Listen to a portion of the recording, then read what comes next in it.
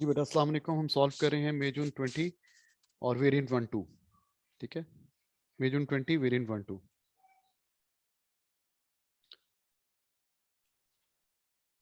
MCQ number 1,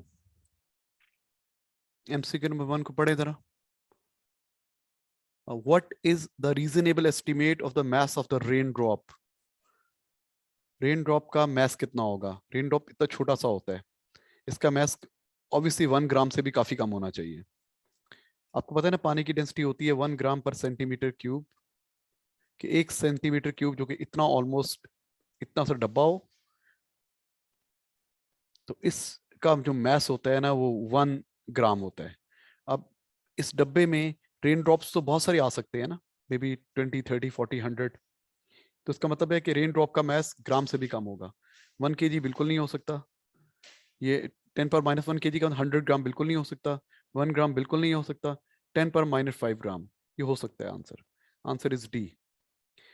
MCQ 2, which quantity is a scalar quantity? Acceleration vector है, force vector है, kinetic energy scalar है, momentum vector है। The answer is B. Question number 3, please. A galvanometer is used. A galvanometer of resistance 5 ohms is to used in a null method. Null method वो होता है जिससे sliding contact move करते हैं, potentiometer की आप EMF find out कर रहे होते हैं। In order to protect the galvanometer from damage due to excessive initial current, the resistors are this and this are available. ये रेजिस्टर कनेक्ट करने हैं आपने। Which arrangement would provide this protection? You know, ये याद है circuit कैसा होता है आपको? ये होता है ना आपका सर्किट, यहाँ पे रेजिस्टेंस वायर होती है, यहाँ पे टेस्ट सेल होता है, यहाँ पे गल्वानोमीटर, यहाँ पे स्लाइडिंग कॉन्टैक्ट। स्लाइडिंग कॉन्टैक्ट को मूव करते हैं, जहाँ पे करंट जीरो आता है उसको बोलते हैं नल पॉइंट। क्या कह रहा है आपसे? Which arrangement will provide this protection? Galvanometer पे ज्यादा करंट नहीं पास करना चाहते हम, तो करंट तो ज्यादा पास होगा लेकिन हम चाहते हैं गल्वानोमीटर में से ना पास हो। तो हमें क्या करना चाहिए? इसके पैरेलल छोटी वैल्यू का रेजिस्टर लगा देना चाहिए ताकि करंट बाईपास होकर यहाँ से गुजर जाए। 5 ओम्स इसकी अपनी रेजिस्टेंस है ना, तो हमें 5 ओम से कम का रेजिस्टर इसके पैरेलल लगाना चाहिए। तो 0.5 ohm in series, no. 0.5 ohms in parallel with the galvanometer हो सकता है, and combination is placed in series with the, ये हो सकता है answer.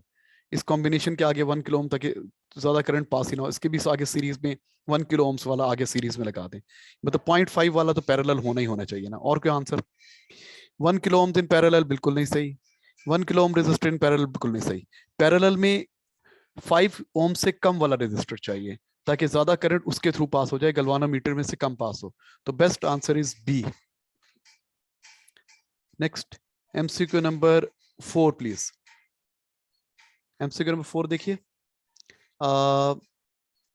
Readings are made of the current I from the different values of V across the fixed resistor. The results are plotted on a graph to show the variation with I and V. IV आपको आ रहा है। What is the best description of the errors in readings? देखो बेटा, आप अगर best fit line draw करोगे तो यूं बनेगी, ऑलमोस्ट यूं बनेगी। तमाम पॉइंट इसके पास से गुजरेंगे, तो तमाम पॉइंट लाइन पे आ रहे हैं, स्कैटरिंग कम है, तो रैंडम एरर तो काफी कम है। लेकिन आपकी पूरी लाइन ऊपर शिफ्ट करके इसको यहाँ होना चाहिए था, यहाँ पे। तो जब लाइन ऊपर शिफ्ट कर जाती है तो कौन सा एरर होता है? सिस्टमैटिक एरर हाई है, रैंडम एरर लो है, सिस्टमैटिक एरर हाई है। तो both systematic and random error, no. Neither systematic and random, no. Random error only, no. D, systematic error only, yes. This is the best answer. तो आपका पूरी line जो ऊपर shift कर गई है वो होता है सिस्टमैटिक एरर। ठीक है, इसको मैं थोड़ा सा जूम आउट करता हूँ, ये बहुत बड़ा नजर आ रहा है। अच्छा भाई, next question, MCQ number 5 please. कहते हैं a stone is dropped from a height of 20 metre above the water. Okay, stone को ड्रॉप कर रहे हैं, ये नीचे पानी है और ये डिस्टेंस कितना है? 20 मीटर्स। यहाँ तक आएगा, उसकी स्पीड बढ़ेगी बढ़ेगी बढ़ेगी बढ़ेगी बढ़ेगी, पानी में आके कम हो जाएगी और कम स्पीड से वो नीचे जाएगा। ठीक है, the graph shows the variation with time T of the velocity of the stone. पहले वेलोसिटी यूनिफॉर्मली बढ़ रही है, इसका मतलब एयर नहीं है। अच्छा, उसके बाद यहाँ पे वेलोसिटी कम हो रही है और बाद में टर्मिनल वेलोसिटी अचीव करके नीचे गिर रहा है। Which statement describe the approximate position of stone 4 seconds after it is dropped? Which statement describe approximate position of stone 4 second after it is drop approximate position. अच्छा, पानी से कितना ऊपर से ड्रॉप किया था? 20 मीटर। तो चेक कर लेते हैं कि स्टोन ने कितना डिस्टेंस ट्रेवल किया ना। तो आपको एरिया अंडर द कर्व, इसको अप्रोक्सीमेट, इसको ट्राइंगल एज्यूम कर लें और इसको रेक्टेंगल एज्यूम कर लें। इसका area approximate area half base, height कितनी है? 20, तो कितना हो जाएगा? 10 मीटर्स। ये ट्राइंगल का एरिया 10 मीटर्स हो जाएगा। अब ये रेक्टेंगल का एरिया चेक करते हैं। रेक्टेंगल का एरिया क्या था? Length into width. 4 में से 2 गया, ये 2 आ गया ना, ये 2 है। और ये कितना है? 5, 2 5 are 10, 2 into 5, 10 meters. A stone is dropped from the height of 20 meter above water. The graph shows the variation with time t of the velocity of the stone. 20 meter ऊपर से ड्रॉप किया इसको। तो ये कितना आंसर आता था? Sorry, 2 से कट के ये 20 आता है बेटा आंसर, 20 आता है। Half into base into height 20 metres. Okay, 20 metre ये डिस्टेंस है, ये जो कवर किया है। उसके बाद पानी के अंदर कितना कवर किया है? पानी के अंदर 10 मीटर कवर किया है। देखो ये आपका आंसर 10 आ रहा है, 2 5 are 10। तो पानी के अंदर वो कितना है? 10 मीटर नीचे है। पानी के अंदर 10 मीटर नीचे है। It is a distance 10 meter above the surface of the water. It is distance 10 meter below the water surface. जी बिल्कुल, बी आंसर है इसका। तो एमसीक्यू नंबर 5 का बी होना चाहिए, 5 बी है। Next,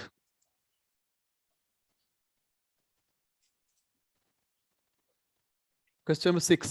A car X is traveling at a constant speed u. Car X is traveling at a constant speed. X कौन सी car है? ये u स्पीड से जा रही है। कार X की बात कर रहे हैं। A straight road at time t is equal to 0. A second car Y is at distance d naught. ये कार Y है और उनके दरमियान डिस्टेंस कितना है? d naught है। The car X is traveling at a speed v in the same direction. Behind the car X and traveling, और ये v स्पीड से जा रही है, y की बात कर रहा है, उसके पीछे जाती जा रही है। The v is less than u, v less है, ये स्पीड लेस है और ये स्पीड मोर है। इसका मतलब है इनके दरमियान जो डिस्टेंस है, जो गैप है, वो बढ़ता जाएगा। डिस्टेंस बिटवीन द कार्स करता जाएगा। एक मिनट दोबारा सुनते हैं।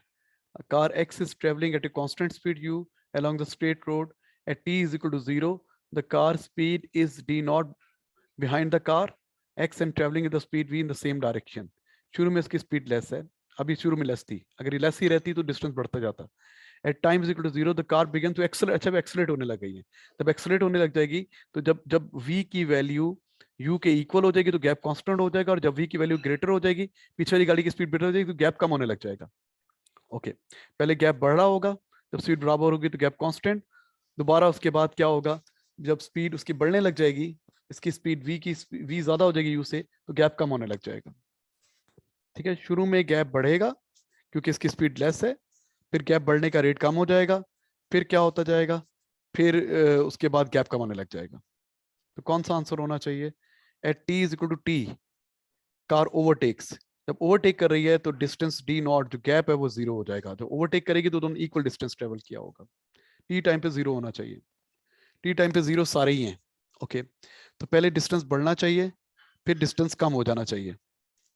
पहले डिस्टेंस बढ़ना चाहिए, फिर डिस्टेंस कम हो जाना चाहिए। सो कौन सा आंसर हो सकता है? पहले डिस्टेंस बढ़ना चाहिए, फिर डिस्टेंस कम होना चाहिए। तो इसमें ये तो एक तो बी में आ रहा है, एक ए में हो रहा है, डिस्टेंस बढ़ रहा है फिर कम हो रहा है, और एक बी में आ रहा है।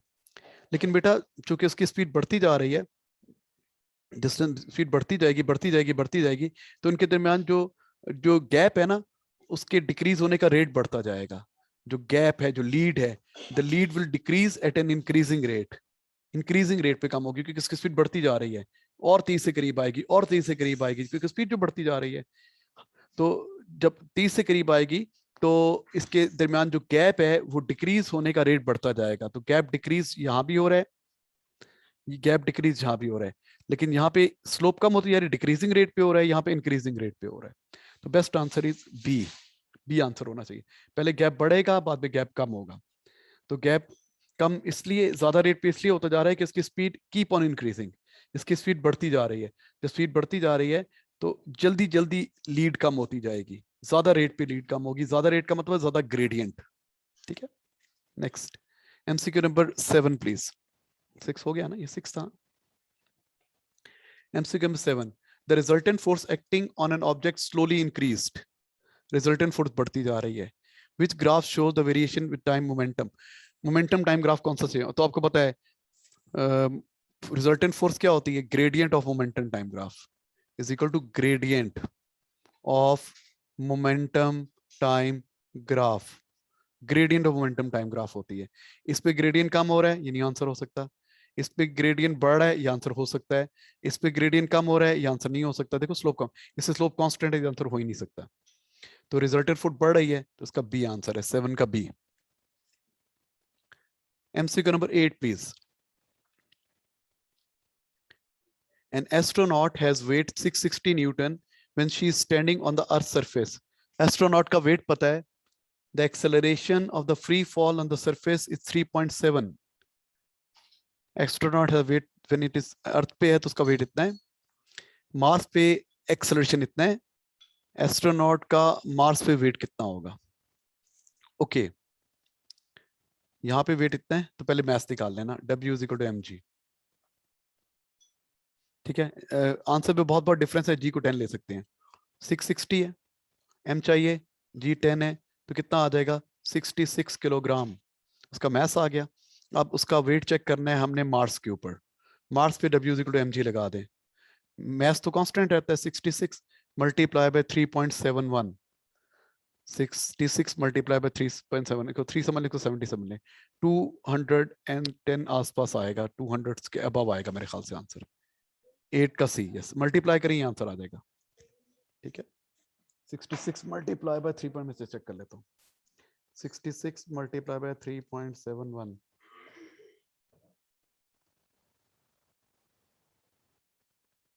245 250 ऑलमोस्ट. ठीक है. अच्छा भी MCQ नंबर 9 प्लीज. क्या कहते हैं MCQ number 9? A mass m1 traveling with the speed u1 collide with the mass m2 traveling with the speed u2. ये आपको सिचुएशन के बना before and after नजर आ रही है. In the same direction. After collision, the mass m1 has speed v1 and v2. यहाँ पे collision is perfectly elastic. Perfectly elastic collisions हैं. तो which equation is not correct? Which equation is not correct? कौन सी equation correct नहीं है? Okay. तो total initial kinetic energy is equal to total final kinetic energy. ये equation correct होगी. Half m u1 square plus half m u2 square is equal to half m v1 square plus half m v2 square. ये correct होगी. Half सारे cancel कर दें तो आपके पास क्या रह जाएगा? आप इसको ऐसे लिख सकते हो, m1 u1 square minus m1 v1 square. ये m1 है, v1 square is equal to half m2 v2 square minus half m u2 square. ये तो करेक्ट है, ये तो सही है. आपने ढूंढने जो करेक्ट नहीं है. क्या रिलेटिव वेलोसिटी, एक और भी इक्वेशन होती है ना, relative velocity of u1 minus u2 is equal to v2 minus v1. ये भी करेक्ट होती है ना. तो सारे v एक तरफ ले आओ, u एक तरफ ले आओ. तो u1 माइनस u2, ये v1 minus v2, v2 minus v1, ये v1 है. तो ये v उधर ले जाओ. तो देखो u1 plus v1 is equal to v2 plus u2. ये भी करेक्ट है. अच्छा, अगर हम लॉ ऑफ कंजर्वेशन मोमेंटम लगाएं, m1 u1, ये क्या होता है? m1 u1 plus m2 u2 is equal to m1 v1 plus m2 v2 होती है ना. तो अगर m एक तरफ लेके कॉमन ले जाए, ये वाली टर्म उधर ले जाए, कॉमन ले लें, तो रह जाएगा m1 u1 माइनस v1 रह जाएगा, है ना. और अगर ये उधर ले जाएं और m2 कॉमन ले लें, ये टर्म उधर ले जाएं, ये 2, और m2 यहाँ भी है, m2 यहाँ भी है, तो देखिए माइनस हो जाएगी. v2 minus u2, v2 minus u2, m1 में क्या होगा? u1 minus v1. तो ये भी करेक्ट है. तो फिर जब ये सारी करेक्ट है तो कौन सी करेक्ट नहीं होगी? D is not be correct. 9 का डी होगा. अच्छा, वैसे नजर आ रहा था किसी भी इक्वेशन में ये होल स्क्वायर तो आता ही नहीं है कभी भी. आप वैसे भी पढ़ सकते थे कि होल स्क्वायर वाली इक्वेशन कोई भी नहीं होती. ठीक है ना. तो ये इनकरेक्ट है. बाकी सब करेक्ट है. 9 इज इनकरेक्ट. इतना चेक करने की जरूरत ही नहीं थी. हम डायरेक्ट अगर आंसर पढ़ लेते तो डी आंसर था इसका. MCQ number 10 please. The diagram shows a negative charge situated in a uniform electric field and a mass situated in uniform gravitational field. अच्छा भाई, ये जो ऊपर जो चार्ज है इस पे फोर्स किधर लगेगी? आपको पता है ना, फील्ड इलेक्ट्रिक फील्ड इधर को है तो पीछे पॉजिटिव है, आगे नेगेटिव है, तो उससे फोर्स कहाँ लगेगी? ऑपोजिट लगेगी। तो इस पे जो फोर्स लगेगी यूं लगेगी, और मैस ग्रेविटेशनल फील्ड में इस तरफ को है। इसका मतलब है अर्थ की सरफेस यहाँ पर है, अर्थ का सेंटर यहाँ पर है, ग्रेविटेशनल फील्ड लाइन यूं जा रही है, इससे फोर्स इधर लगेगी। ग्रेविटेशनल फोर्स फील्ड की डायरेक्शन में होती है। तो आंसर इज, क्या आंसर होना चाहिए? सिंपल है, answer is B.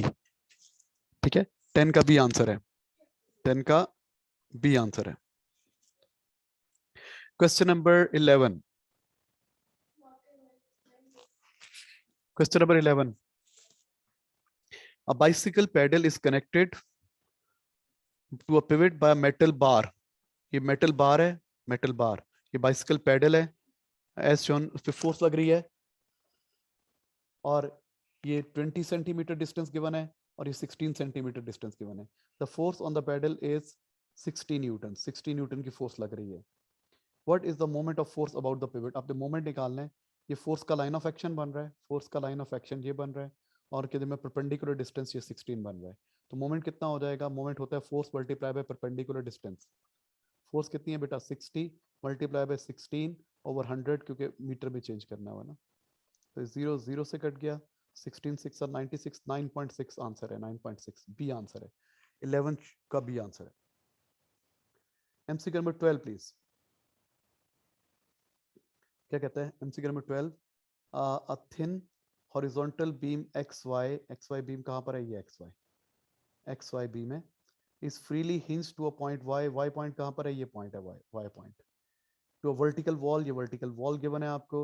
The beam is held stationary by cable Y Z cable में टेंशन होगी, इस तरफ को होगी, और ये स्टेशनरी है। The beam supports a weight W at point X, और बीम एक डब्ल्यू वेट सपोर्ट कर रहा है, ये वेट है यहाँ पे। FC and FP are the forces in the cable, and the beam are the forces in the cable and the beam are FC and FB. Force in the cable FC है, and force in the beam पे जो force है FB है। Okay, इसको, ये जो beam पे arrow होता है ना, ये force बेसिकली FB है, और जो केबल पे फोर्स है ना, यहाँ जो केबल पे नीचे को जो फोर्स लग रही है, ये जो केबल के अंदर जो टेंशन है, वो FC है। क्या कह रहा है? विच triangle represent the forces acting at point x? X पे जो फोर्सेस लग रही हैं उसकी बात करें। वो कौन सी? बॉडी इक्विलिब्रियम में है ना, तो ट्राइंगल कैसी बननी चाहिए? वेट तो नीचे होना चाहिए, उसके बाद एफ बी इधर को होनी चाहिए, एफ बी, और हिंज जो इधर जो फोर्स है ना इसके अंदर, वाई एक्स के अलॉन्ग फोर्स ऑलमोस्ट इस तरफ को होनी चाहिए। इस तरह की ट्राइंगल बननी चाहिए। तो देखते हैं, वेट नीचे को एफ सी, इधर को एफ बी, इधर को force on the beam. Okay okay बेटा, मैं ये बता रहा, फोर्स ऑन द बीम की बात कर रहा है ना, ये फोर्स की बात नहीं कर रहा, वो ये फोर्स की बात नहीं कर रहा। बीम पे जो केबल में जो टेंशन है वो एफ सी है, केबल में टेंशन। इस पे जो फोर्स है ना, इस पे कंप्रेशन जो एक्सटेंशन जो भी है, इसके अंदर जो फोर्स है वो एफ बी है, इसलिए तो एफ बी, ये एफ सी होगा, ये एफ बी होगा, और ये वेट होगा। वेट नीचे लग रहा है, एफ सी इधर लग रहा है, एफ बी इधर लग रहा है। ये बीम में फोर्स को एफ बी कहा हुआ है, बीम में कंप्रेशन जो एक्सटेंशन जो भी है, तो बी में फोर्स ऐसे है। तो कौन सा आंसर हो सकता है? ए आंसर हो सकता है। इन ऑर्डर ट्राइंगल है, यस हो सकता है। ये देखो ना, इन ऑर्डर ट्राइंगल बन रही है, पहले नीचे गए, फिर इधर गए, फिर इधर क्लॉकवाइज ऑर्डर बन रहा है। जो अगर ये स्टार्टिंग पॉइंट है, ये एंडिंग पॉइंट है, अगर ये स्टार्टिंग पॉइंट है, ये एंडिंग पॉइंट है, अगर ये स्टार्टिंग पॉइंट है, ये एंडिंग पॉइंट है। यहाँ पे दो हेड्स आ रहे हैं, ये इन ऑर्डर नहीं है, ये नहीं हो सकता। यहाँ पे दोनों हेड आ रहे हैं, इन ऑर्डर नहीं, ये नहीं हो सकता। और यहाँ पे वेट, ये इन ऑर्डर है लेकिन वेट ऊपर को है, ये नहीं हो सकता। तो बेस्ट आंसर इज ए, 11 का ए होना चाहिए। एमसी 11 है कि 12 है? कौन सा एमसी? एमसी 12 है, सॉरी, एमसी 12 का ये होना चाहिए, ये 12 ये होना चाहिए। एमसीक्यू में 13 प्लीज। एमसीक्यू में 13 क्या कहता है? An open pipe at one end floats in a liquid as shown. ये ओपन पाइप है, फ्लोट कर रहा है, इसकी टोटल लेंथ 40 है सेंटीमीटर है, और ये 30 सेंटीमीटर इमर्स्ड है। The cross section area is this much, the weight is this much, what is the density of liquid? Density of liquid निकालना है, इसका एरिया गिवन है आपको। Okay the weight of the pipe भी given है। आपको पता है जब ये फ्लोट कर रहा है तो वेट किसके इक्वल है, अप थ्रस्ट के इक्वल है। अप थ्रस्ट कैसे निकालते हैं, pressure at bottom minus pressure at top into area. Pressure at bottom, ये बॉटम है, यहाँ पे कितना प्रेशर है, rho g h plus atmospheric pressure. यहाँ पे कितना प्रेशर है, rho g h plus atmospheric pressure. अच्छा, बॉटम टॉप इस जगह पे जो पानी के अंदर, यहाँ पे कितना प्रेशर है, प्रेशर है टॉप, ये प्रेशर है टॉप है, खाली एटमॉस्फेरिक प्रेशर, ये बॉटम पे प्रेशर है। अब इनको अगर हम माइनस करेंगे, इसमें से ये टर्म माइनस कर देंगे तो एटमॉस्फेरिक प्रेशर कट जाएगा, खाली रो जी एच रह जाएगा। यहाँ पे खाली रो जी एच आ जाएगा, जो प्रेशर डिफरेंस है रो जी एच आ जाएगा। तो वेट किसके इक्वल है, रो जी एच इंटू ए। रो निकालना है, वेट है 32 न्यूटन्स, डेंसिटी फाइंड आउट करनी है, जी को 10 ले लेते हैं। हाइट, हाइट की पानी के अंदर जो हाइट है 0.3 और ये कितना है 0.012, 0.3 0.012। अब जाके ये डिवाइड हो जाएगी, इधर लिख देता हूँ, density is equal to 32 divided by ये 3 हो जाएगा, मल्टीप्लाई हो गया ना, 3 इंटू 0.012, ये 1000 बन के ऊपर चला जाता है, 32,000 डिवाइड बाई 36, तो ऑलमोस्ट 1000 से थोड़ा कम आंसर होगा, 1000 से थोड़ा कम आंसर बी है। कैलकुलेटर पे चेक कर लें, यही आएगा 9-10, तो आंसर शुड बी बी, 13 का बी होना चाहिए इसकी आंसर। तो क्या है, जब कोई चीज फ्लोट कर रही होती है तो weight upthrust in liquid के इक्वल होता है। अप थ्रस्ट होता है pressure at bottom minus pressure at top. Top ये नहीं है, टॉप पानी की जो टॉप है, उस पानी के टॉप पे जो प्रेशर है, यहाँ पे जो प्रेशर है, यहाँ पे जो प्रेशर है वो खाली एटमॉस्फेरिक प्रेशर है। इस जगह पे जो प्रेशर है खाली एटमॉस्फेरिक प्रेशर है। इस जगह पे जो प्रेशर है वो rho g h plus atmospheric pressure है। तो अप थ्रस्ट क्या होता है, प्रेशर डिफरेंस इनटू एरिया भी होता है, या wait of the fluid displace, Archimedes principal आता है उससे भी कर सकते हैं। आगे चल रहे हैं, MCQ number 14 please.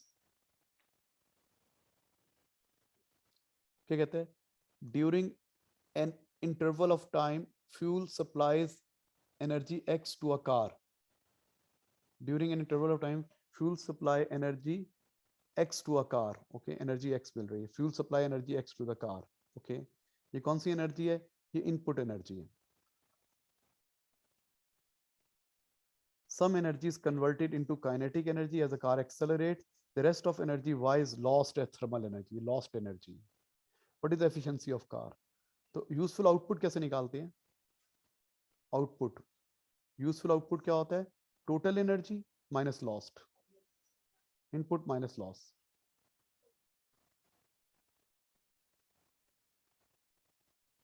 Input minus lost, input कितनी है x, लॉस्ट कितनी है y। तो यूजफुल आउटपुट है और इनपुट x है, तो x minus Y over x answer होना चाहिए। Useful output, output over input, output कितनी है x माइनस वाई, इनपुट कितनी है x। तो आंसर क्या होना चाहिए बेटा, सी, 14 का सी आंसर होना चाहिए। एमसीक्यू में 15 please. In which situation the work done, in which situation work is done on an object, the object slides with a constant velocity along a horizontal frictionless surface in vacuum। नहीं, constant velocity तो खुद ही चलता रहेगा ना, inertia की वजह से answer नहीं हो सकता। A person holds an object arm length at a fixed height, रुका हुआ है, डिस्टेंस कवर नहीं हो रहा, कोई वर्क डन नहीं हो रहा। A person pushes a object on A frictionless lamp, frictionless ramp पे पुश कर रहा है, रैंप हाइट तो गेन कर रहा है ना वो, है ना भी, बिल्कुल रैंप है ना, फ्रिक्शनलेस रैम है लेकिन हाइट गेन कर रहा है, तो यहाँ पे वर्क डन हो रहा है, हमारा work done increase in GP में हो रहा है। The stationary object floats partially submerge, कुछ नहीं फ्लोट हो रहा है, रुका हुआ है, कोई वर्क डन नहीं हो रहा, तो 15 का सी होना चाहिए। बेटा रैम का मतलब होता है हाइट वाली चीज, तो यहाँ पे अगर ये फ्रिक्शन है तो आप जितना भी वर्क डन कर रहे हैं वो क्या बन रहा है, चेंज इन जीपी में कन्वर्ट हो रहा है। ठीक है, MCQ 16 please.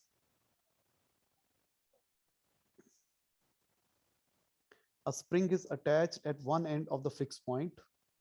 The mass is then hung from the other end of the spring, mass को hang किया, the spring has extension x when system is in equilibrium, इसकी extension x है when system is in equilibrium। A spring is attached to the end x, the mass is then hangs from the other end, the spring extend x. पहले यहाँ पे था. A spring is attached, the mass is hung from the other end of the spring has extension x when the system is in equilibrium. Okay, क्या कह रहा है?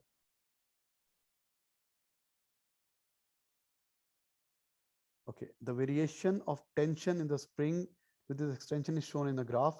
Which statement is correct? अभी मुझे एक चीज क्लियर नहीं है, मैं दोबारा पढ़ रहा हूँ उसको. A spring is attached to a fixed point.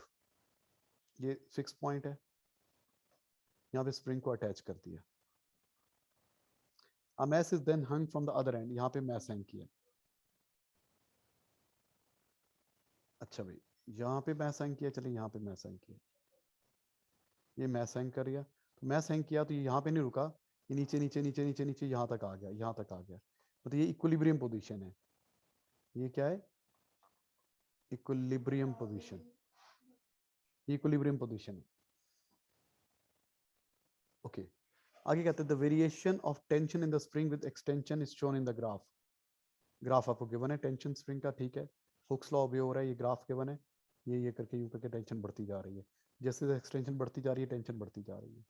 This statement is correct. Area SPR, SPR, area XPR represent the energy stored in the spring that can not be recovered. No, ऐसी कोई बात नहीं है, ये तो एरिया होता ही नहीं कुछ. द एरिया SPQR, SPQR कौन सा एरिया? ये सारा ये रेक्टेंगल, ये वाला एरिया. यस, ये किसी चीज के इक्वल नहीं होता, एरिया अंडर द ग्राफ होता है जनाब. Area SPQ represent the loss, नहीं दी बात भी नहीं है. Area SQR represent the elastic potential. SQR कौन सा एरिया बनेगा? ये वाला एरिया बनेगा ना जी, बिल्कुल ये सही है. ये इलास्टिक पोटेंशियल एनर्जी के इक्वल है जो स्टोर हुई है उसके अंदर.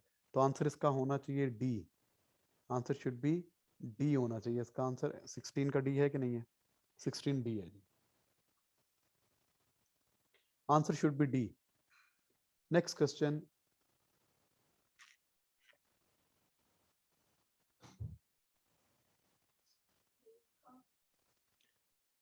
An escalator in an underground station. Escalator underground station has 25 people standing on it and moving with a speed 4.3 meter per second. Escalator है, यूं करके यूं करके यूं करके यूं करके यूं करके यूं करके है, और ये ऊपर जा रहा है. इसकी स्पीड भी गिवन है. इसके ऊपर 25 बंदे बैठे हुए हैं, खड़े हुए हैं.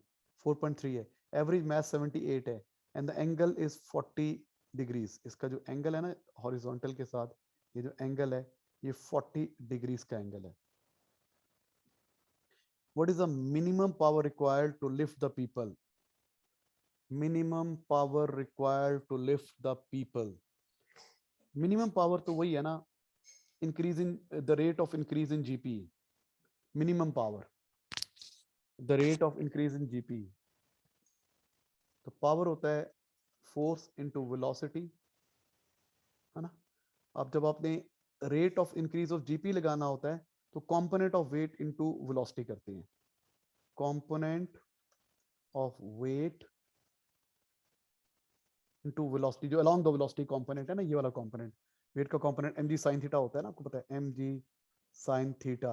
ये जो कंपोनेंट है और वेलोसिटी के अलोंग पैरेलल है, तो इसको मल्टीप्लाई करेंगे तो rate of change in GP आ जाएगा. अब वेट कितना है जनाब? मैस इनटू वेट होता है mg. 25 बंदे हैं और एवरेज कितना मैस है? 78. टोटल मैस हो गया. जी चलें 10 ले लेते हैं, 9.81 होता है. mg sin 40, mg sin theta into speed कितनी है? 4.3. बेटा इस तरह भी कर सकते हैं आप, एक तो ये अप्रोच है ना, वैसे यही बेहतर है. यू नो, जब आपने इंक्रीज इन जीपी निकालना होता है, चेंज इन जीपी क्या होता है? Component of weight into height होता है. और rate of change of GP F की जगह पे अगर आप क्या लगा लें, आपको पता है फोर्स पावर का फॉर्मूला होता है force into velocity. Total power क्या होती है? Applied force into velocity. Power के वो पार्ट जो काइनेटिक एनर्जी में कन्वर्ट होता है, rate of change of kinetic energy, तो क्या होता है? Resultant force into velocity. The rate of change of GP क्या होता है? The component of weight into velocity. बस इनको पैरेलल होना चाहिए, तो उसको मल्टीप्लाई कर रहा हूं मैं. 25 multiply by 78 multiply by 10 multiply by 4.3 multiply by sine sign 40, अब कैलकुलेटर पे ना मुझे नजर नहीं आ रहा, अंधेरा है. Sign 40, it gives 53897, almost 54,000. 54,000, हाँ 54,000 इसलिए आ रहा है, G10 यूज किया ना, तो ऑलमोस्ट 53 आ जाएगा. 17C होना चाहिए. 53,000 सी आंसर है. अच्छा भाई,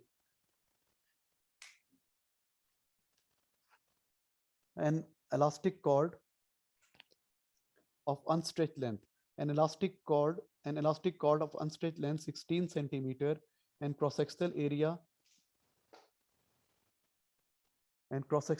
2 into 10 power minus 6 meter square is held horizontally by two smooth pins, this and this.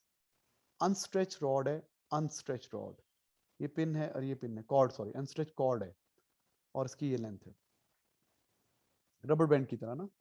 अभी अनस्ट्रेच्ड है. आगे कहते हैं a cord obeys Hooke's law. A mass of 0.4 kg is suspended from centrally to the cord and the angle between the two sides is 60 degrees. इसको 60 degree का angle है. Okay.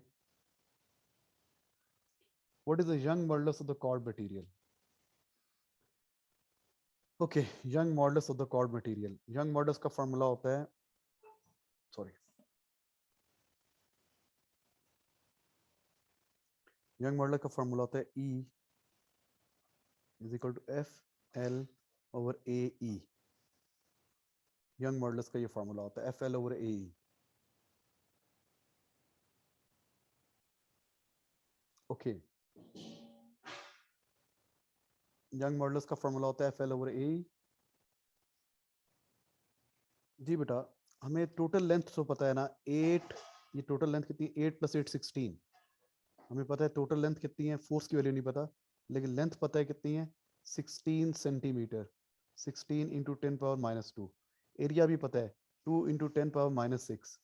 अच्छा, अगर एक्सटेंशन की वैल्यू और एफ की value आ जाए, extension कितनी है, ये 8 है ना और 8 ये है, तो बेटा ये भी 8 होगी.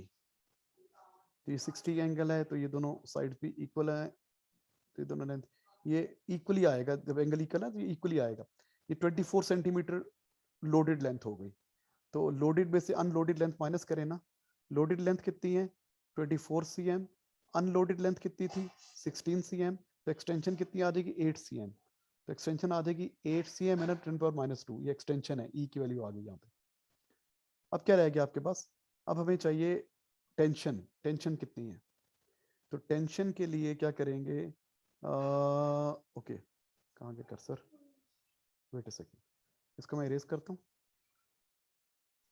हमें इस पे टेंशन चाहिए, तो टेंशन के लिए अपना कॉन्सेप्ट यूज करते हैं, यू नो, यहाँ पे फोर्सेस का ना. सो एक एरो ये बन गया, एक्सिस, एक्सिस ये बन गया.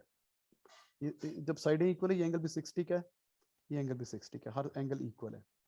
अच्छा, ये 60 का एंगल है, तो ये भी 60 का एंगल होगा. टेंशन की डायरेक्शन ये है, यहाँ पे टेंशन की डायरेक्शन ये है.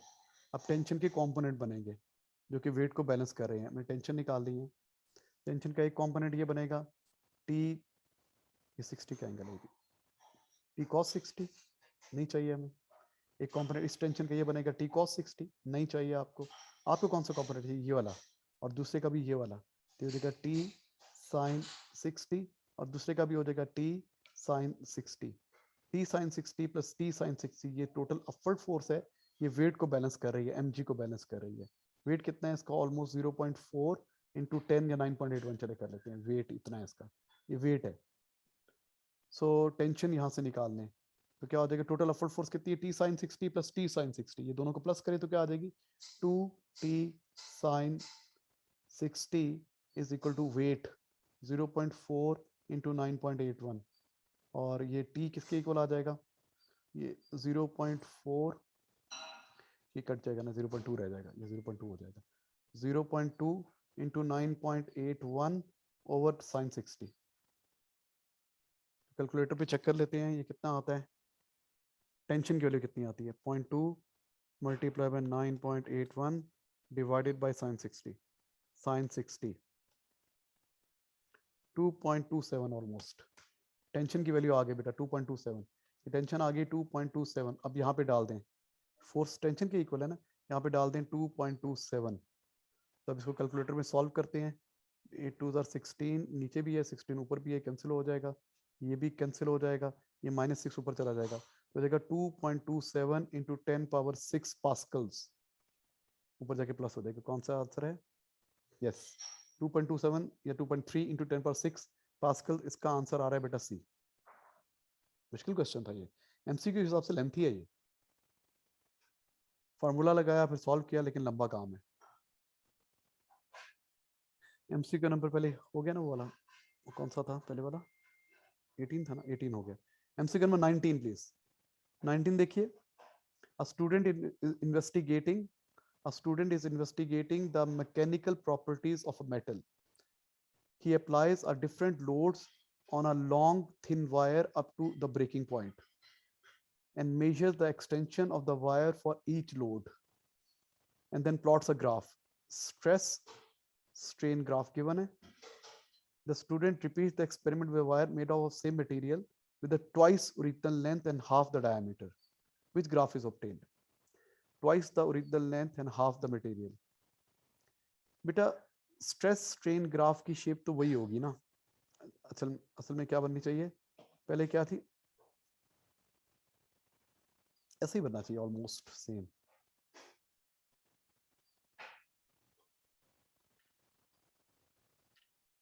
स्ट्रेस स्ट्रेन पे फर्क नहीं पड़ेगा, ग्राफ सेम रहेगा, बिल्कुल सेम शेप बनेगी और वैल्यूज भी वही होंगी। यू नो ब्रेकिंग स्ट्रेस, आप कहेंगे सर वो डायमीटर चेंज हो गया, लेंथ चेंज होगी, बेटा डायमीटर चेंज होने से एक्सटेंशन चेंज हो जाएगी और उतना ही उस पर चेंज आएगा, तो ये रेशो में चेंज नहीं आएगा। देखो ना, E इज इक्वल टू क्या होता है, स्ट्रेस ओवर स्ट्रेन होता है ना। यंग मॉडल्स तो वही है ना, यंग मॉडल्स, इसकी ग्राफ की स्लोप सब कुछ वही होनी चाहिए, ब्रेकिंग स्ट्रेस भी उतनी होनी चाहिए। अगर मैं यहाँ पे लगा लूँ FL ओवर AE,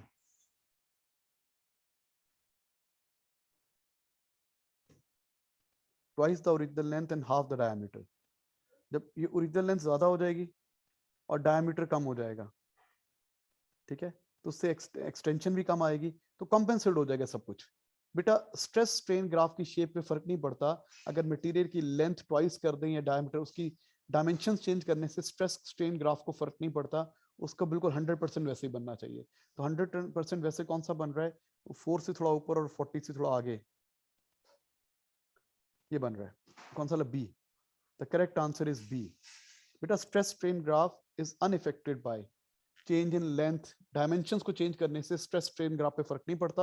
हाँ, फोर्स एक्सटेंशन ग्राफ पे फर्क पड़ जाएगा, स्ट्रेस स्ट्रेन पे नहीं पड़ेगा। जितना स्ट्रेस पे फर्क पड़ेगा उतना स्ट्रेन पे फर्क पड़ेगा, इफेक्ट कैंसिल हो जाएगा। MCQ number 20 please. Which statement describe what is meant by plastic deformation of the material? Permanent change को बोलते हैं ना। It always obey Hooke's law. It does not return to the original length when extended force is removed. ये answer हो सकता है, 20th का B होना चाहिए। It never obeys Hooke's law, ये जरूरी नहीं है। It returns to the original state when extended force is removed. It returns नहीं, रिटर्न नहीं होता, परमानेंट डिफॉर्मेशन आ गया। MCQ number 21. A transverse wave is moving along a rope. 2 points X and Y on the rope are a quarter wavelength from each other. ये एक wave बनाते हैं, quarter में peak और मीन पोजीशन में, quarter mean position है, ये mean, ये X और ये Y, ये क्वार्टर है, क्वार्टर डिस्टेंस है, 1/4 लैम्डा है। Which statement is not possible for the 2 points X and Y at any instant? इनमें हमेशा 90 का फेज डिफरेंस रहेगा। दे आर बोथ स्टेशनरी, कभी नहीं होगा, एक मीन पोजीशन पर होगा, ये कभी नहीं होगा, ए कभी नहीं हो सकता। ये पूछ रहा है ना, कोई नॉट पॉसिबल, जी पॉसिबल ही नहीं है, एक रुका होगा तो दूसरा मूव कर रहा होगा, तो इसका ए ही होना चाहिए। They are displaced in opposite direction when they are in equilibrium position, नहीं ये फजूल चीज है। They are moving in opposite direction जरूरी नहीं है। They both have displacement same magnitude, नहीं बिल्कुल नहीं, तो ये दो बहुत स्टेशनरी नहीं हो सकते जनाब, ये बहुत स्टेशनरी नहीं हो सकते। MCQ number 22. Two progressive waves meet at a fixed point P. The variation with time t of the displacement of each wave as P is shown. P पे हर दोनों का अलग अलग आपको गिवन है। What is the phase difference between 2 points at point P? Phase difference कितना है इन दोनों वेव्स में? पी पॉइंट पे इन दोनों वेव्स में फेज डिफरेंस कितना है? तो ऑब्वियसली 90 से ज्यादा है। देखो ना, 90 कब होता? जब एक की मीन पोजीशन होती और एक की पीक पोजीशन होती, तो 90 होता ना। 90 से ज्यादा है, phase difference is more than 90।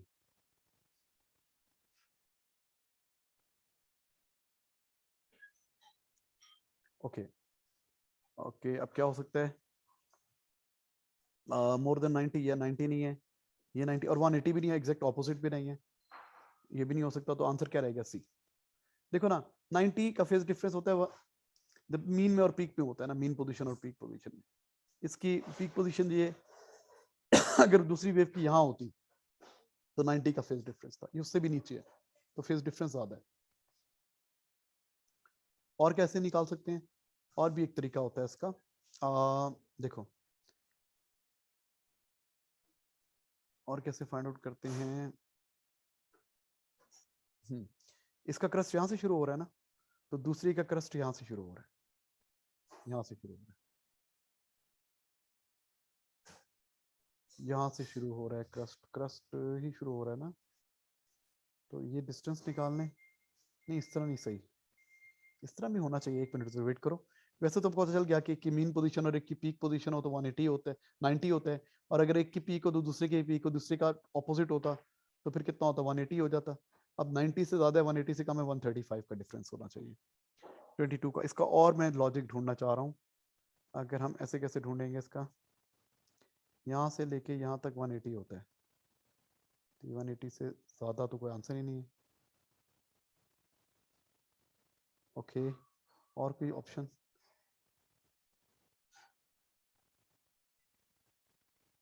नहीं, इस पे इस तरह क्यों नहीं कर सकते? एक रुको ना, ये कितने टाइम में खत्म हो रही है? 8 में। इसका कितना है? हम्म, हम किसकी बात करें? नियरेस्ट पोजीशन की बात करें ना। क्रस्ट नियरेस्ट है कि ट्रफ नियरेस्ट है?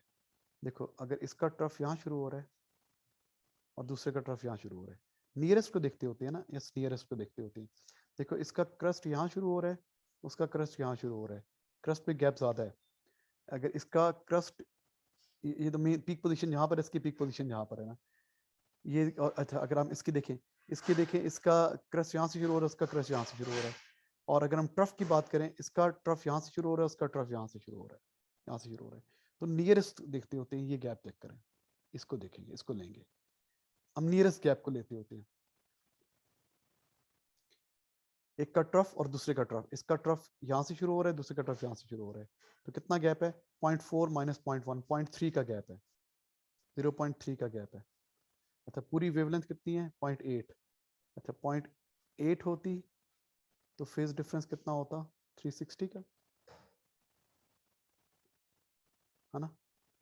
अब कितना है? 0.3 है, तो फेज डिफरेंस कितना होगा? x का क्रॉस मल्टीप्लाई करें, x is equal to 0.3 into 360 over 0.8, तो कितना हो जाएगा? करते हैं सॉल्व। अच्छा, नियरेस्ट पोजीशन को देखेंगे, अभी दोबारा समझा देता हूँ। 0.3 मल्टीप्लाई बाय 360 डिवाइडेड बाय 0.8, 135। इसका 135 आंसर आ रहा है। अच्छा बेटा, इसको इसको दोबारा दोबारा देखते हैं, एक मिनट, इसको दोबारा मैं एक्सप्लेन करता हूँ। Let me arrays everything.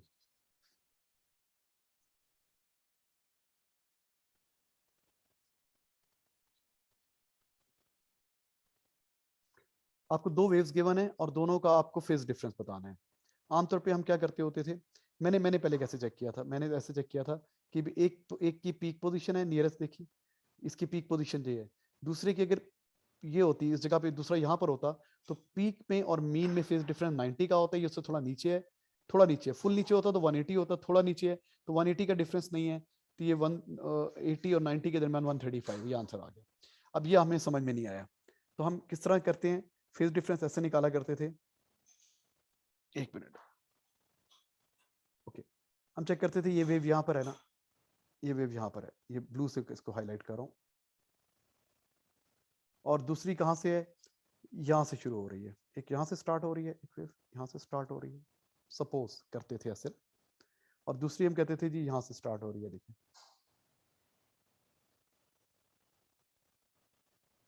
अगर आप ये फेज डिफरेंस निकालते तो ये आंसर प्रेजेंट ही नहीं है।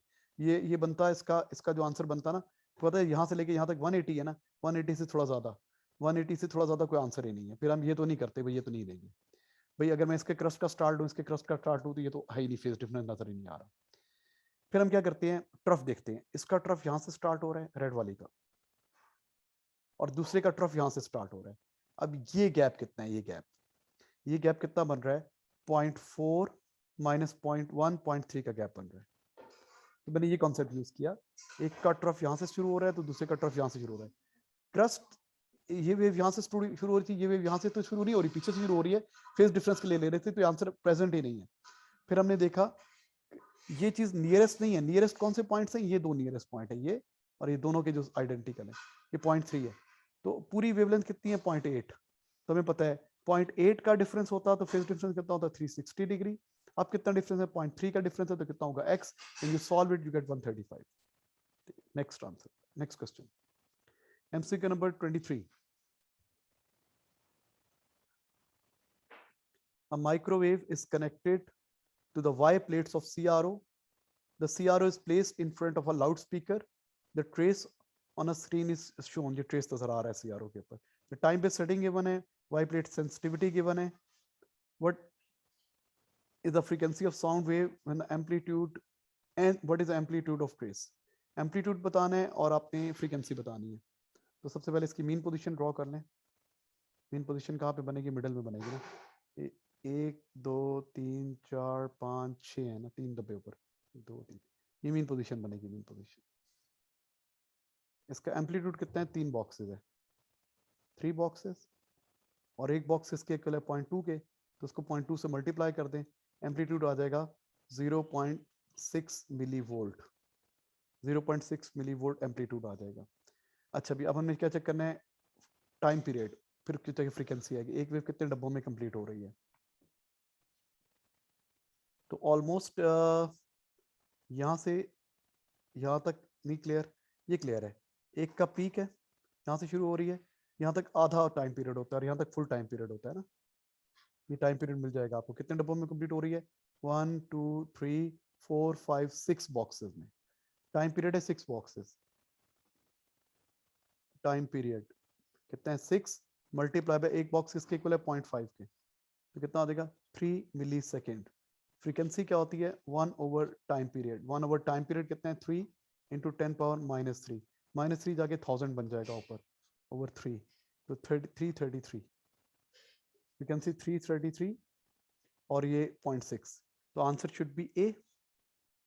कौन सा एमसीक्यू, 23 का ये होना चाहिए, तो 23 का बेटा ए ही है, 23 is a.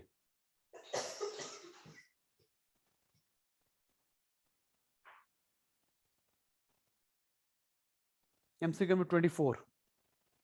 The diagram shows an experiment to produce a stationary wave in an air column.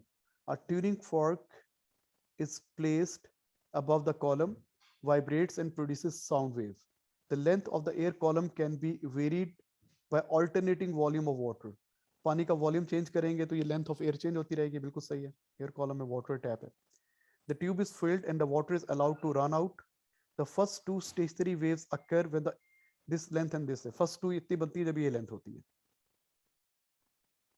First two stationary wave कब बनती है, आपको पता है ना फर्स्ट कब बनती होती है। फॉर एग्जाम्पल फर्स्ट यहाँ पे बनती है, तो ये चीज होती है ना फर्स्ट, तो इसमें when the length of air column पहले ये लेंथ होगी 0.14, और अगला कब बनता है,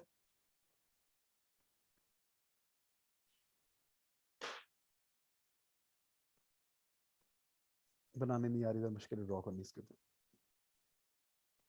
इधर बनेगा, और ये लेंथ कितनी है जनाब 0.42 मीटर्स। हमें पता है ये डिस्टेंस किसके इक्वल होता है, लैम्डा बाई 2 के इक्वल होता है, तो लैम्डा बाई 2 किसके इक्वल है 0.42 माइनस 0.14, तो लैम्डा किसके इक्वल आ गया ये 2.8, 28 multiply by 2 0.56, what is the wavelength, wavelength ही निकालनी थी, तो वेवलेंथ कितनी है 0.56, 24 का D. MCQ 25, a standing person measures the speed and wavelength of the sound from a horn on a stationary vehicle. A stationary measure, the person then repeats the measurement when the vehicle is approaching him at a constant speed. Which row describe the measurement of wavelength and measure the speed of sound? Speed of sound, so which row describe the measured wavelength and the measured speed of sound from the moving vehicle when compared to the sound from the stationary vehicle? अच्छा भाई, जब object आपके पास आ रहा है, यहाँ पे है observer, ये है सोर्स। जब सोर्स अप्रोच करता है तो अपेरेंट फ्रीक्वेंसी ज्यादा होती है तो वेवलेंथ स्मॉलर फील होगी, इनवर्स रिलेशन है, वेवलेंथ स्मॉलर फील होगी उसको, तो वेवलेंथ विल बी शॉर्टर। या तो ये आंसर है या ये आंसर है। अच्छा, speed of sound, speed of sound क्या होनी चाहिए? स्पीड ऑफ साउंड तो चेंज नहीं हो रही ना, which describe the measure the इनमें इनवर्स रिलेशन तभी होता है ना जब, देखो ना, c is equal to F lambda होता है ना, या v is equal to F lambda, तो f is equal to c over lambda. तो जितनी फ्रीक्वेंसी बढ़ रही है उतनी वेवलेंथ कम फील हो रही है, स्पीड तो कांस्टेंट है ना, तो स्पीड तो सेम ही फील होगी, स्पीड ऑफ साउंड तो सेम ही फील होगी। 25 का डी होना चाहिए, 25 is D. Speed of sound तो चेंज नहीं हो रही, फ्रीक्वेंसी और वेवलेंथ में फर्क पड़ रहा है, जितना फ्रीक्वेंसी बढ़ रही है उतनी वेवलेंथ कम हो रही है पास आने पे, Doppler effect. The table shows the wavelength of 5 electromagnetic waves. Which row correctly identify the principal radiation of these waves? Okay, -14 gamma rays हो सकती हैं, -10 एक्स रेज हो सकती हैं, -6 ये हो सकती हैं, -2 और ये रेडियो। मुझे लगता है ए ही आंसर है, 26 का ए, 26 ए ही है। याद कीजिए, रट्टे वाला है, ऐसे कोस्ता नहीं है। 27, two progressive waves meet at a point. Which condition must be met for the superposition of waves to occur? Which condition must be met? Superposition के लिए क्या होनी चाहिए? उनकी सेम टाइप होनी चाहिए। कोहेरेंट तो इंटरफेरेंस की कंडीशन है ना, कोहेरेंट तो इंटरफेरेंस, सुपरपोज होने के लिए they must have same type. Opposite होना हो, मस्ट भी है ना, ना हो, they must be in phase, जरूरी नहीं है, उनकी सेम टाइप होना जरूरी है सुपरपोज होने के लिए। 27 का बी होना चाहिए। कोहेरेंट होता है इंटरफेरेंस के लिए बेटा। अच्छा, MCQ number 28, a hill separates a TV transmitter from a house. The transmitter cannot be seen from a house, however, the house has good TV reception. तो क्यों होगी जी रिफ्रैक्शन यहाँ पे, क्यों होगी? ऑब्स्टिकल आ गया, तो वेव्स जहां से जाएंगी डिफ्रैक्शन के थ्रू यहाँ पे पहुंच जाएंगी, तो डिफ्रैक्शन, विच, ये तो सिंपल सा है, डिफ्रैक्शन बी, 28 का B. MCQ 29,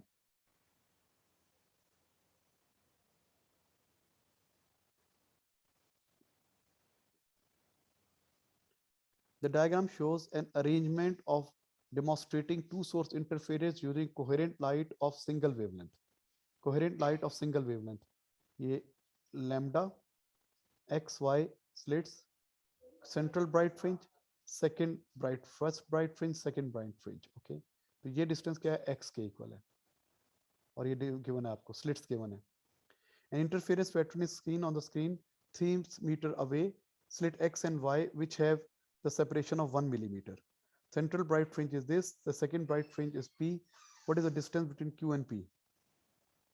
q and p में डिस्टेंस निकालना है, q and p में जो डिस्टेंस है वो 2x के इक्वल है, q and p में जो डिस्टेंस है वो 2x के इक्वल है। तो पहले x निकालना है, x is equal to lambda d over a, lambda given है आपको।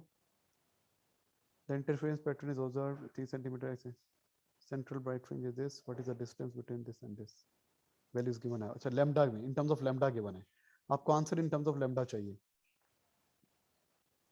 Lambda, what is d 3, what is a 1 millimeter, 1 into 10 power minus 3, ऊपर चला जाएगा, 3 into 10 power 3 लैम्डा, और इसको 2 से मल्टीप्लाई करते हैं, डिस्टेंस QP डिस्टेंस किसके इक्वल हो जाएगा, QP 2 इंटू एक्स, एक्स की वैल्यू कितनी है 3 into 10 power 3 lambda, lambda lambda देखो 6 into 10 power 3, 6 into 10⁻³ lambda, A answer लग रहा है इसका, 29 का ए ही है, 29 बेटा ए। उनके दरमियान डिस्टेंस 2x हो गया ना, दो ब्राइट फ्रिंजेस बन गए। अच्छा आगे कहते हैं light of wavelength lambda is incident normally on a grating, on a diffraction grating. The angle between second order maxima and normal is theta, second order में और थीटा है। The variation with sine theta and theta is shown the graph.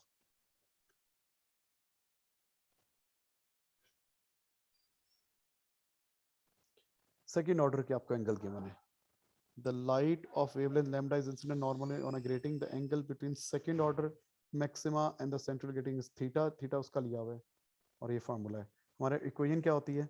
d sin theta is equal to n lambda. तो d sin theta is equal to 2 lambda। Equation तो ये बन रही है, n की वैल्यू 2 है ना, सेकंड ऑर्डर है। अच्छा अब लैम्डा वहां पे लिया हुआ है, ओके लैम्डा को सब्जेक्ट बनाए। लैम्डा किसके इक्वल हो जाएगा? d sin theta over 2। अब ये स्ट्रेट लाइन बन रही है ना, जब भी स्ट्रेट लाइन बनेगी आपको लगाना पड़ेगा y is equal to mx plus C. क्या लगाना पड़ेगा? y is equal to mx plus C. y is equal to mx plus C. C कुछ भी नहीं है तो जीरो हो गया ना, तो इसका जो ग्रेडियंट है, ग्रेडियंट वो d/2 के इक्वल है। तो d किसके इक्वल है? 2 टाइम्स ग्रेडियंट, 2 टाइम्स ग्रेडियंट। पहले ग्रेडियंट निकालें इसका। इसका ग्रेडियंट क्या बनेगा? Change in y over change in x। Change in y कितना है? 750 और साथ में ये भी है 10⁻⁹ ओवर 0.6। ये आ गया ग्रेडियंट। ग्रेडियंट को 2 से मल्टीप्लाई करेंगे तो डी आ जाएगा। डी किसके इक्वल है? 2 multiply by gradient 750 into 10⁻⁹ over 0.6, 0.6, 0.6, 0.6, 0.6 cut के 0.3 रह जाएगा। अच्छा अब n क्या होता है? Number of lines per unit length. Number of lines पर मिलीमीटर चाहिए, तो ये पर मीटर आएंगी। n क्या होता है? 1/d। अब इसका रेसिप्रोकल ले लें, इसका रेसिप्रोकल ले लें, कटिंग भी कर देते हैं ना इसकी। 0.7 ये हो जाएगा 2500, ये हो जाएगा 1/2.5 इंटू 10⁻⁶ था, -6 ना, -6 ऊपर जाकर प्लस हो। बिल्कुल ठीक है, ऐसे ही होगा। अच्छा इसका रेसिप्रोकल लें, 1 होता है 0.4, 0.4 ही होगा ना, 0.4 इंटू 10⁻⁶, 4 इंटू 10⁻⁵ लाइंस पर मीटर। पर मीटर, पर मिलीमीटर चाहिए तो 4 ये पर मीटर है, लाइंस पर मीटर है। पर मिलीमीटर चाहिए, 1 मीटर में इतनी लाइंस हैं, तो 1 मिलीमीटर में कितनी होगी? 1000 से डिवाइड कर दें। 1 मिलीमीटर में कितनी होगी? 1000 से डिवाइड कर दें, तो ये देखिए 400 लाइंस पर मिलीमीटर, 400 लाइंस पर मिलीमीटर होंगी। तो ए आंसर होना चाहिए। कौन सा है क्वेश्चन? 30th का ए, 30th का ए। सो बेटा इस तरह भी कर सकते हैं, नहीं तो आप कोई वैल्यू ले लें। देखो यहाँ से ये वैल्यू ले लो, यहाँ से आपको क्या मिल जाएगा? लैम्डा की वैल्यू मिल गई। यहाँ से किसकी वैल्यू मिल गई आपको? साइन थीटा की वैल्यू मिल गई। इक्वेशन जी है आपकी, सिंपल आपकी इक्वेशन जी है। तो D sine theta is equal to N lambda, ये इक्वेशन बन गई। इसको यूज किया, डी की वैल्यू निकाल दी, साइन थीटा की वैल्यू यूज की 0.6, ये वैल्यू यूज की तो डी आ जाएगा। इतना कुछ y is equal to mx plus C करने की जरूरत नहीं है, इसको हम और तरीके से भी कर सकते हैं। अब जस्ट इक्वेशन यूज कर लें, ये पॉइंट यूज कर लें, पॉइंट ए। यहाँ से लैम्डा की वैल्यू भी है 750 इंटू 10⁻⁹ और आपके पास थीटा की वैल्यू भी है। साइन थीटा की वैल्यू डालिए, लैम्डा की वैल्यू डालिए, 2 डाल दें, डी आ जाएगा। डी का रेसिप्रोकल लें तो एन आ जाएगा, लेकिन वो पर मीटर आएगा। अब आप समझो कि 1 मीटर में इतनी लाइंस हैं, तो 1 मिलीमीटर में कितनी लाइंस होगी? 1000 पे डिवाइड कर दो तो आंसर आ जाएगा। तो ये ज्यादा इजी अप्रोच है, मैंने लंबे तरीके से कराया। अब इसको इस डायरेक्ट ये इक्वेशन लगाएं, इस पॉइंट से लैम्डा की और इसकी वैल्यू ले लें, ऐसे हो जाएगा। लेकिन चलो ये भी आना चाहिए y equal to mx plus C, कभी आपको मुश्किल हो तब स्ट्रेट लाइन हम ऐसे चेक करते होते हैं। एमसीक्यू में 31 प्लीज। 31 इलेक्ट्रिसिटी आ गया। Dipole is a pair of charges of equal magnitude and negative and one positive. The electric field of dipole is shown. In which direction the force acts on electron? Electron पे जो force होती है वो electric field की lines के opposite होती है। Electric field lines यूं जा रही हैं, यूं जा रही हैं, यूं जा रही हैं। पॉजिटिव चार्ज पे फोर्स इधर को होगी, फोर्स हमेशा टेंजेंट के अलोंग होती है। पॉजिटिव चार्ज पे फोर्स ए के अलोंग होगी, नेगेटिव चार्ज पे फोर्स डी के अलोंग होगी। तो 31 का डी आंसर है।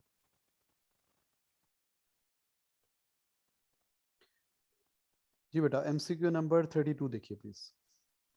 क्या कहता है? A charge oil droplet of mass m is freely freely in a vacuum between two horizontal metal plate that is separated by distance x. Okay कहाँ बनाऊं? यहाँ बनाता हूँ। एक मेटल प्लेट ये है, एक मेटल प्लेट ये है, इनके दरमियान डिस्टेंस x है। पोटेंशियल डिफरेंस अप्लाई कर रहे हैं, potential difference V is applied. इनके दरमियान PD जो वोल्टेज है, voltage between the plates is V। Suppose ऊपर पॉजिटिव चार्ज है, सपोज कर लें, नीचे नेगेटिव है। अच्छा आगे क्या कहते हैं? Is applied this result the oil droplet continue accelerate downward but the reduce acceleration. पहले एक्सेलरेशन ज़्यादा था, अब रिड्यूस हो गया। इसका मतलब ये हुआ कि जो ऑयल ड्रॉप है, इस पे जो इलेक्ट्रिक फोर्स लग रही है वो ऊपर को लग रही है ना, जिसने इसके डाउनवर्ड एक्सेलरेशन को कम करती है, इसके डाउनवर्ड एक्सेलरेशन को कम कर दी है।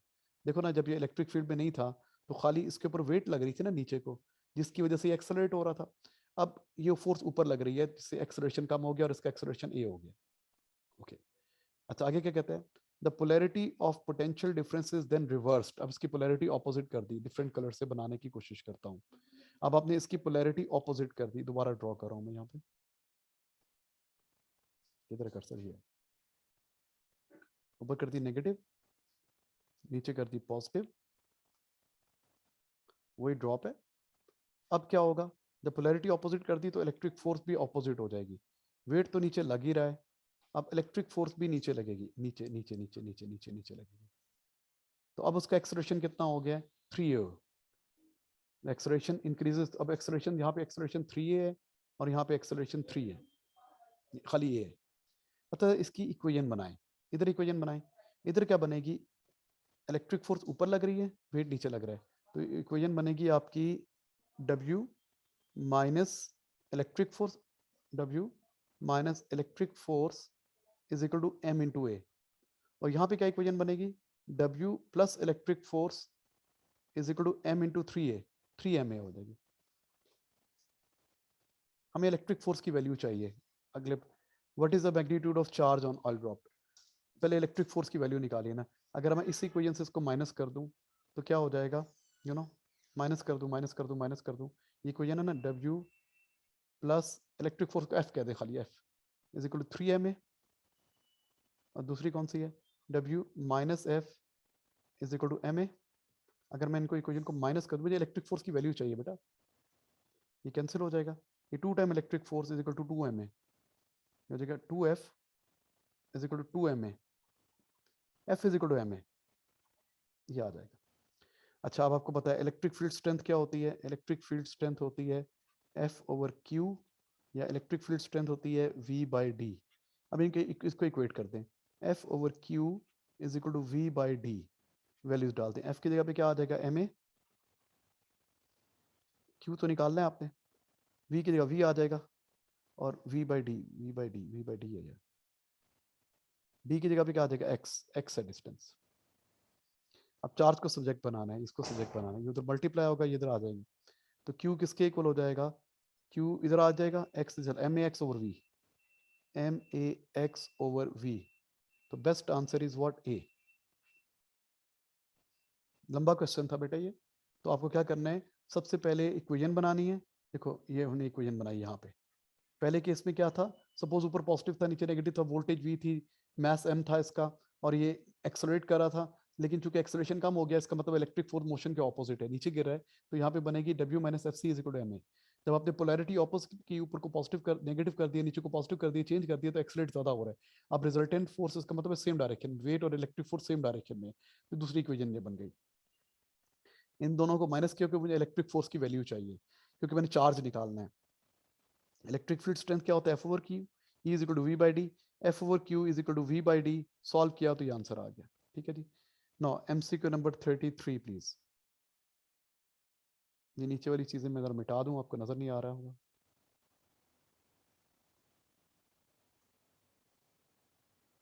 ओके, इरेज करते हैं जरा बेटा, मैं इरेज कर रहा हूँ उसको।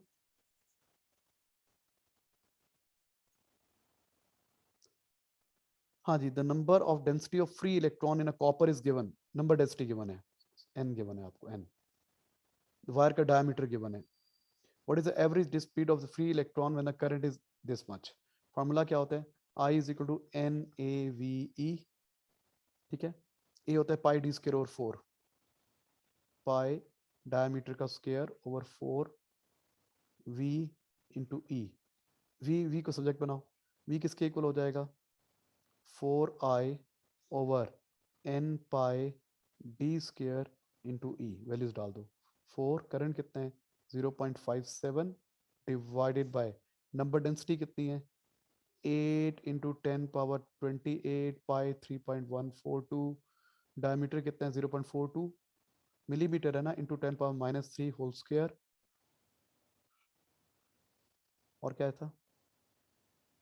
और ई एलिमेंट्री चार्ज 1.6 इंटू 10 पावर -19। सब कुछ करने के बाद कैलकुलेटर पे आंसर निकालें। फार्मूला यही है, इसमें कोई चीज़ अंडरस्टैंडिंग मुश्किल नहीं है।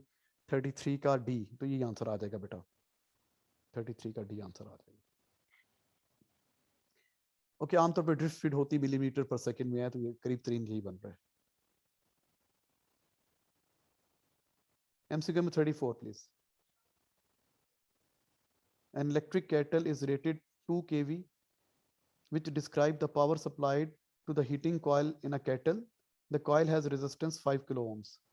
इलेक्ट्रिक केटल की पावर गिवन है आपको, उसकी रेजिस्टेंस गिवन है। What is the current? तो पावर का फार्मूला क्या होता है? आई स्क्वायर आर, ठीक है ना। ये 2000 है, आई फाइंड आउट करना है, आर कितने हैं? 5000। तीनों जीरो, तीनों जीरो से कट गए, 2 और 5.4 आई स्क्वायर, स्क्वायर रूट लेंगे तो हाँ जी, क्या आंसर आता है चेक करने दें। P is equal to I square, power होता है ना I square R. Okay,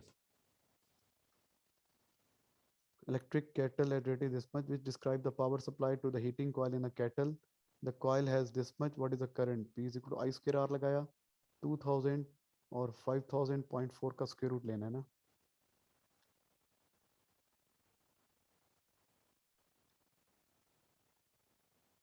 .63 ampere, 0.63 ampere, ये आंसर आ गया।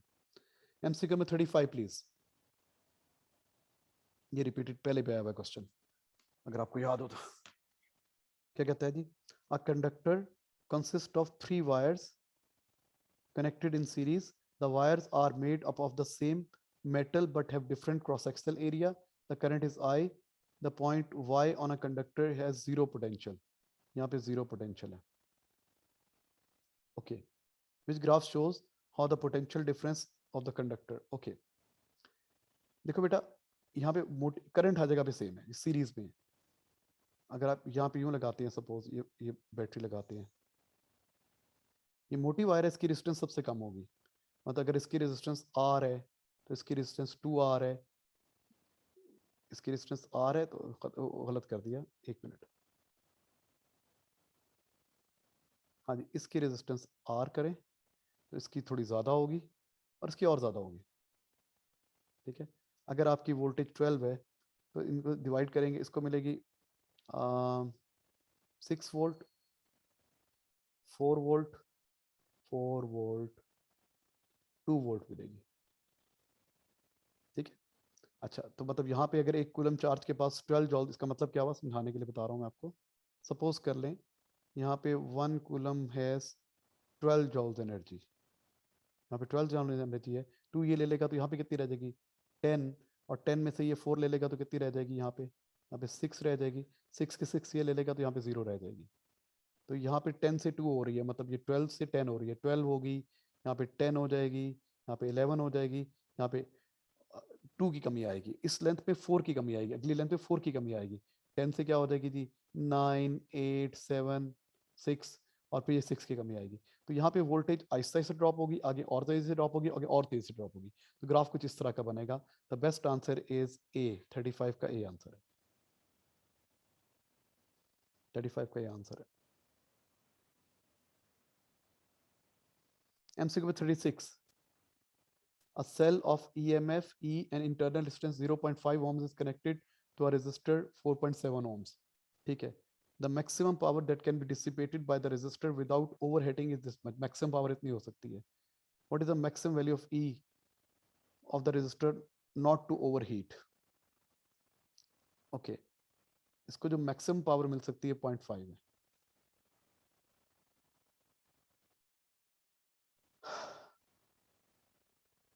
जब इसको मैक्सिमम पावर मिल रही होती है तो आपको पता है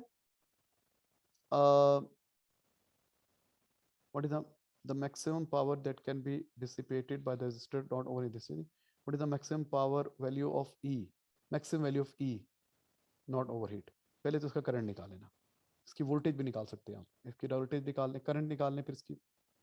ओके, तो क्या हो जाएगा? P is equal to I square R. P is equal to I square R. कितनी पावर देनी है इसको? 0.5 मैक्सिमम. I स्क्वायर R कितना है? 4.7. तो करंट मैं निकाल रहा हूं पहले इसका. 0.5 divided by 4.7 it gives square root of answer. It gives answer आ रहा है 0.29. करंट कितना आ रहा है? 0.292 एम्पियर्स. अब इसमें से भी उतना ही करंट गुजरेगा. तो आप इसकी वोल्टेज निकाल लें. V is equal to IR. तो इसको 292 को मल्टीप्लाई कर दे 0.5 से. Multiply by 0.5 it gives 0. इसकी वोल्टेज आ गई 0.146 वोल्ट. अब इसकी वोल्टेज निकाल रहा हूँ नीचे वाले की. इसकी V is equal to IR. I आपको पता है कितना है?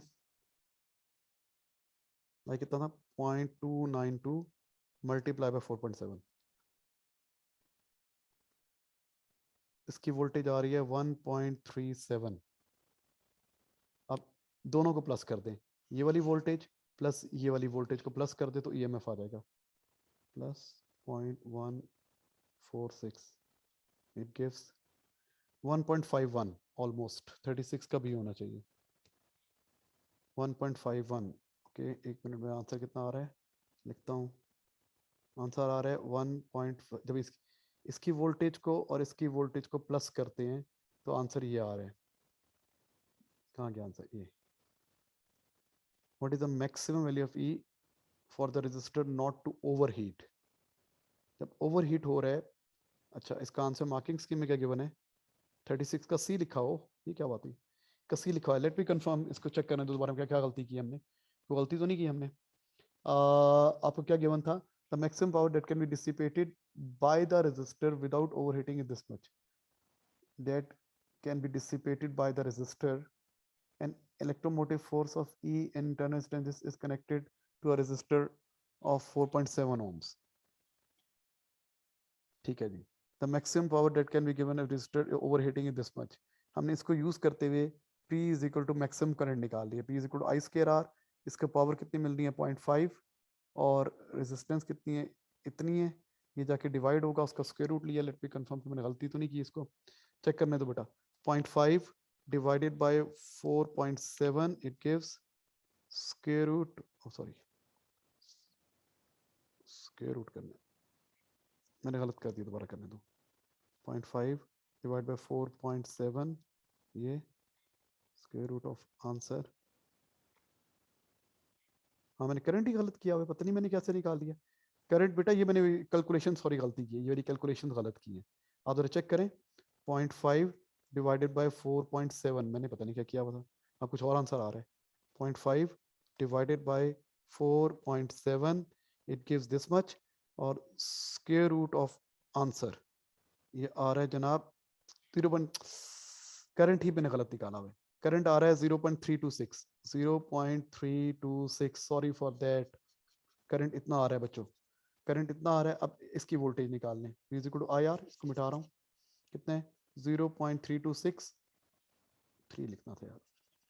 0.326 मल्टीप्लाई बाय 0.5 इट गिव्स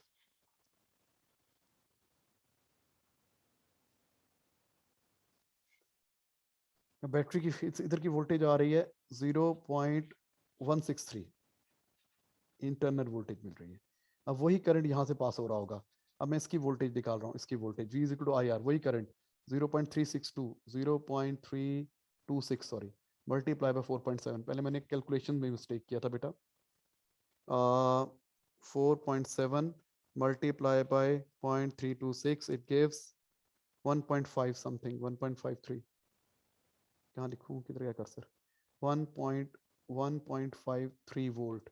अब ये वाली वोल्टेज और ये इंटरनल की वोल्टेज इन दोनों को ऐड कर लें तो आपका आंसर ये आ जाएगा 1.53 मल्टीप्लाई बाय 1.61 1.7 समथिंग आ जाएगा. ये सी आंसर है. ठीक है जी, सी आंसर है. मेथड बेटा सही है, कैलकुलेशन मिस्टेक थी, sorry for that. MCQ number 37.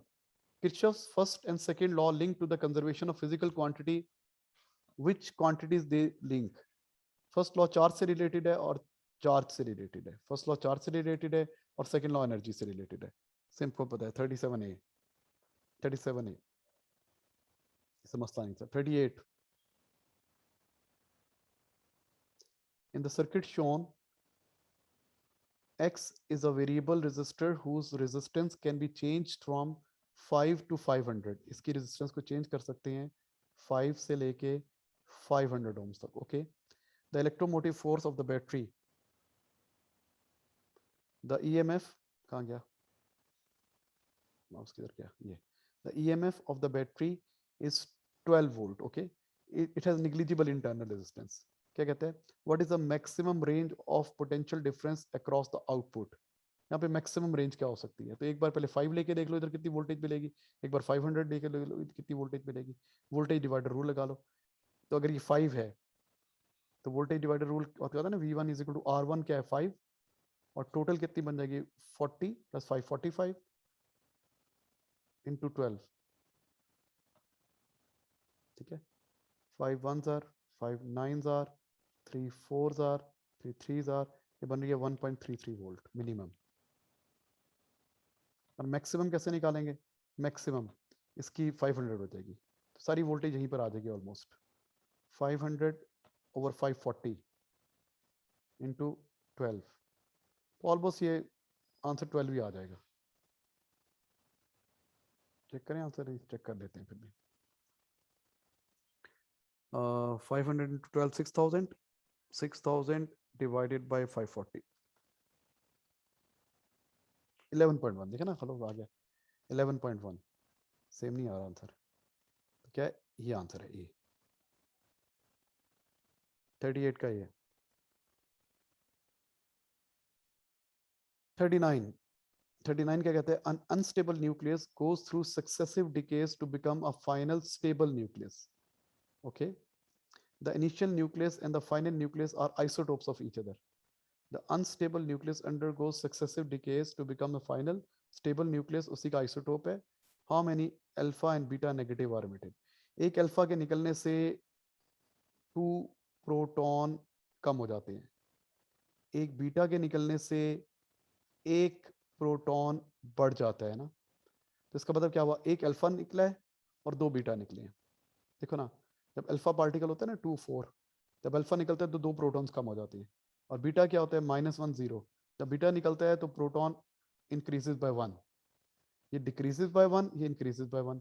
तो एक अल्फा निकले और 2 बीटा निकले तो काम हो जाएगा. एक अल्फा 2 बीटा, एक अल्फा 2 बीटा. इसका आंसर बी है. एक अल्फा निकलेगा 2 प्रोटॉन कम हो जाएंगे, 2 नेगेटिव बीटा निकलेंगे 2 प्रोटॉन बढ़ जाएंगे. MCQ 40. A hadron of charge -e and composed of 3 quarks. What could be the quark composition? -e charge है. आपको होता है +e चार्ज होता है ना प्रोटॉन पे. प्रोटॉन क्या होता है? U से बना होता है ना. और अगर आप नेगेटिव करना है, अच्छा नेगेटिव ई, प्रोटॉन नहीं पूछ रहा, नेगेटिव ई कह रहे हैं. तो क्या होगा? स्ट्रेंज इस पे चार्ज होता है -1/3. स्ट्रेंज क्वार्क है ना, इस पे चार्ज होता है -1/3 ई. तो ये भी -1/3, ये भी -1/3 1/3 1/3 1/3 -e आ जाएगा. ये आंसर हो सकता है. स्ट्रेन चार्ज है. अब पे पॉजिटिव है, पॉजिटिव 2/3 -1, ये तो 0 हो जाएगा, ये तो न्यूट्रॉन बन जाएगा. अब तो हो गया ना, बस ये आंसर है इसका. ये भी नहीं हो सकता, ये +e चार्ज आ रहा है इस पे और इस पे तो कुछ और ही आएगा. तो 40 का बेटा ए आंसर है. ठीक है जी. थैंक यू स्टूडेंट्स, खत्म हो गया जी काम.